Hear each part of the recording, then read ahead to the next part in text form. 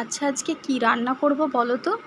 শোনো, তুমি যাই বলো, আজকে কিন্তু মাছের মাথা দিয়ে ওই ফেভারিট রেসিপিটা বানাবোই বানাবো।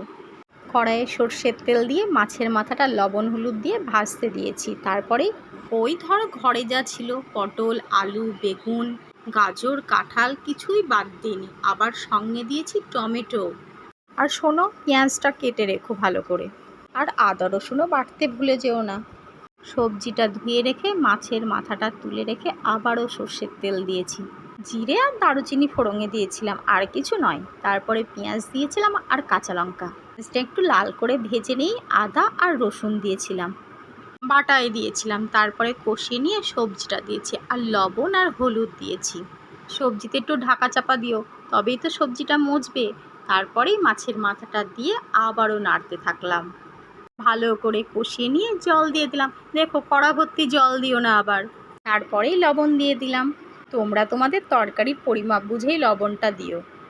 আবার একটু ঢাকা দিয়ে সবজিগুলো ভালো করে মজিয়ে নিয়েছি। তারপরেই নামানোর সময় কাঁচা সর্ষের তেল আর একটু গরম মশলা, আর কি।